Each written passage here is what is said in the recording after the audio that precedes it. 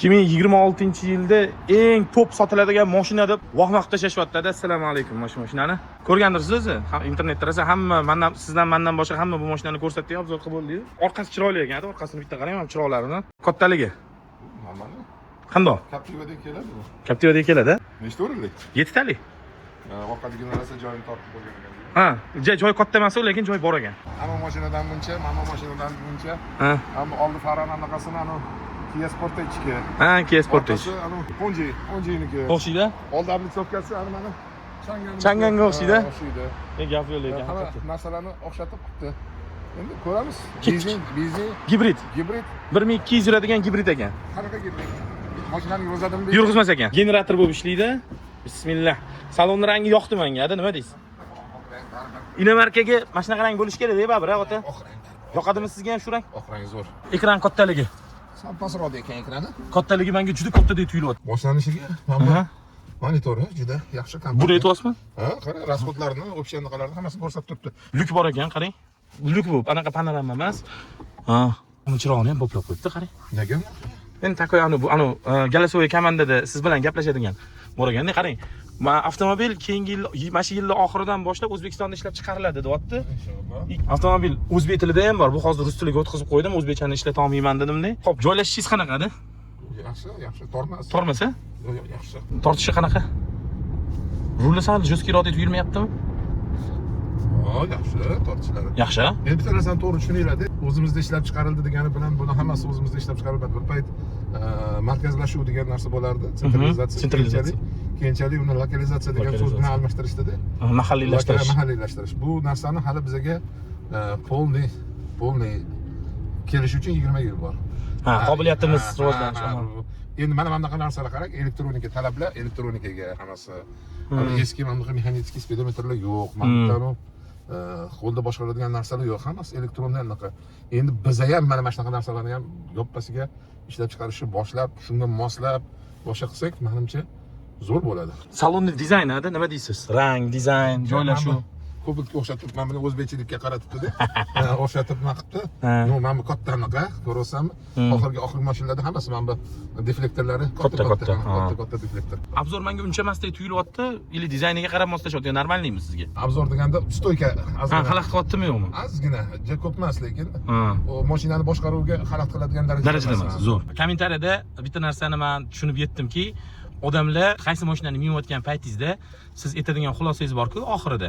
Ya'ni shu mashina shu pulga arziydi, arzimaydi. Agar shunaqa pul bo'lsa, men o'zim olardim, olmasdim degan oxirgi xulosangizni hamma kutib turgan ekan. Bor, hamma o'shani kutar ekan. Men shuni tushunib yetdim. Bu avtomobilda ham xuddi shunaqa. Mana 7 talik, kattaligini ko'ryapsiz, tortishini ko'ryapsiz. Oxirida обязательно xulosangizni aytishingiz kerak. Aytaman, faqat bitta narsani sizlar to'g'ri tushuninglar-da. Men o'zimni tajribamdan kelib chiqilgan holda aytaman. Bir odamlar haligi 30 mingga desam 30 ming pul topish o'zimi degan odamlarning fikrini ham eshitdim. Baraka topkurlar, sizlar to'g'ri tushuninglar. Ishlab turgan, biznesda yurgan odamga yaxshi degan ma'noda aytdim. Mashina, misol uchun, yumshoq yuribdi. Hamma yangi mashinalar yumshoq yuradi. Mashina haqida ma'lum bir fikrga ega bo'lish uchun bir marta minib anaqa qilib bo'lmaydi. Xulosani qilish qiyin. Men hozir yomon deyorsam, mashina zo'r bo'lsa, egasi mendan xafa qoladi. Bu kelajak mashinasi. O'zbekistondan chiqyaptimi? Allohga hamd bo'lsin. Ana monopoliyani sindiryapmiz bu bilan biz. Monopoliya Deyugaydi, Chevroletga o'tdi. Shundan odamlar bir foydalanib, odamlar emas, ancha odamlar foydalandi, lekin xalq to'ladi uni pulini. Endi qancha raqobat kuchli bo'lsa, qancha raqobat ko'p bo'lsa, xalq o'zi xohlagan. Xalqqa foyda. Ha, o'zi xohlaganini oladi, o'zi tanlaganini oladi, o'zi bilganini oladi. Mashinani yo'lda o'zini tutishi, xodi. O'tirganingizda qiynalmayapsizmi? Yo'q, ruli sal og'irroq. Og'ir, men ham sezdim. Sport rejimda og'irroq bo'ladi. Men bu rejimlarni ko'rganim. Men ham hali ko'rmadim, lekin ruli standartmi, boshqami? Hadovoyga akechik mingan mashinamizniki juda yumshoq emas, lekin yumshoq. Ha. Yumshoq hadovoyi. Jo'ski emas demoqchisiz. Yo'q. Boshqaruv ham yomon emas. Mana qarang, rol ancha burilyapti-da, mashina nima qilmayapti.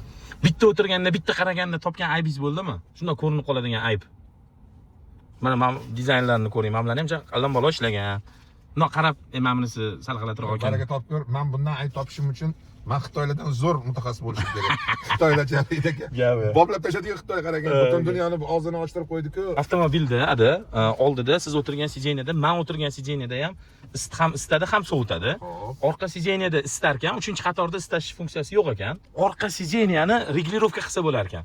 Oldiga orqaga va spinkasini ham ko'tarib tushirsa ha, ikkinchi qator, 3-qator emas. Ya'ni oldiroq sursa 3-qatorga kattaroq joy qolar ekan. Men buni o'zim tekshirib ko'rdim. Endi men xolisalillah niyatda anaqa fikrimni aytaman. Menda yillar mobaynida to'plangan fikr. Eng yaxshi mashina yangi mashina. Mana shu mashina nech pul deb o'ylaysiz? Mana hozirgi tendensiyalardan, mana shu hozirgi mashinalar narx-navosidan, mana Equinoxdan menimcha yaxshi bo'lsa kerak, to'g'rimi? Ha, Equinox masalan 500 million sotilgan mashina-da, 500 milliondan qimmat sotilgan mashina. 550 million ham sotilganda shu mashina. Pulini olishdi deyish nima qilib bo'ladi. Mashina hamma misol uchun yoqib turibdi. Agar 25 million bo'lsa, anaqa nimalar qalaysan bo'ladi? BYDlarga qalaysan deyveradi. Chunki maylanda bizani xalq haligi nimani mindiku, Spark'i mindi, Matiz'ni mindi, Tiguan'ni mindi. O'shanaqa aholining asosiy kattagina qismi boy odamlar emas. Aholining asosiy kattagina qismi qashshoqlik darajasidan pastda yashaydigan odam. Mana o'shalarga mana shunaqa elektr ham gibrid mashinalarini taklif qilinsa, bundan anaqa tovar-oborotda ancha yaxshi bo'ladi, meni fikrimcha. Demak, 25 mingdan sotsa, mana shu mashinani, mashina zo'r sotilsa kerak deyapsiz. 26-yilda eng ko'p sotilishi ajdaniyadagi mashina deyilgan narsaga ana o'shanda to'g'ri keladi. To'g'ri keladi. Shunaqa fikrdasiz. Xo'p, ada mashinani narxi 25 ming 325 ming 400 dollardan boshlanar ekan. Mana bizga ketayotgan mashinamiz aynan o'sha eng anaqasi, eng arzoni. Yaxshi bo'ladi. Zo'r-a narxi? Yaxshi. Mendan so'rashdi, nech pul deb o'ylaysiz dedi. Men endi arzonmi desam, ha arzon chiqyapti dedi. 28 ming, 29 ming bormi desam, yo 25 ming atrofi deb aytishdi-da. Yana bir marta aytish kerak bu arol. Pensioner odamlar, biznesda yurmayotgan, davlat ishida ishlaydigan odamlarga og'irlik qiladi. Bu albatta hamma joyda bo'lgan. Jiguli mashina ham shunaqa bo'lgan. Undan keyingi Nexia mashinalari ham kimgadir og'irlik qilgan. Odamlarning anisini aytolmanda, mana hozir 25 ming deyapsiz, 25 mingni topish osonmi? Osonmi degan gapni gapirishadi. Sizlar to'g'ri tushuninglar.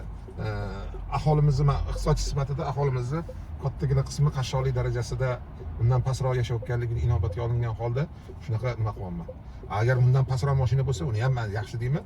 Chunki qancha arzon bo'lsa bizning sharoitda shuncha ko'p realizatsiya qilish mumkin. Buni realizatsiyasi lekin bo'ladi, xudo xolisa. Narxiga yaxshi. Baribir sizdan birinchi marta o'tiribsiz-da, buni istiqbolini bilmaysiz, buzilmasligini bilmaysiz. Bir qaraganda, bir o'tirganda mashinaga agar xulosa berish mumkin bo'lganda edi, siz hadib aytgan bo'larmidingiz? Xizmat qilishi o'sha 1200 kilometr atrofida bo'ladigan bo'lsa, gibridni bo'lsa, odamlar o'ylasin, hech pulga bu anaqa tushadi, себестоимость pulga. Benzinni falon puldan quyib ham yurishdi-da odamlarda.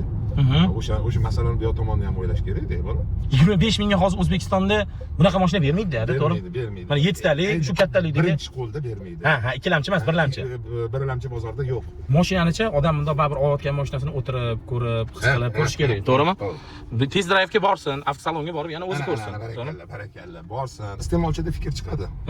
Mana oldingi mashinam mana qayda, buning yutuq tomoni bor ekan, buni kamchilik tomoni bor ekan. Bu menga ancha iqtisodiy samara keltirar ekan. Har xil fikrga keladi, keyin o'shanga qarab tarozga solib ko'radi, qisqa qilib aytganda. Lekin meni fikrimcha 25 mingga normalniy, ya'ni yuan appi ham 21 ming, 22 ming atrofida sotishyapti. Bundan minmatda yaxshi. Yo'q, yaxshi yomonligini iste'molchini o'zi ta'min qiladi. Bitta kompaniyani yerga urish, lekin unda taqqoslaydigan bo'lsang, bunda preimущество ko'proq. Ustuvor tomonlari ko'proq ekan. Atan kichkina anaqa yo'ldan yuryapman. Sinab ko'rish uchun. Mashinani hadovoy chakkimas ekan. Ada balonni 3-1 qo'yib qo'yibdi. 3-1. 3-1 ko'pda.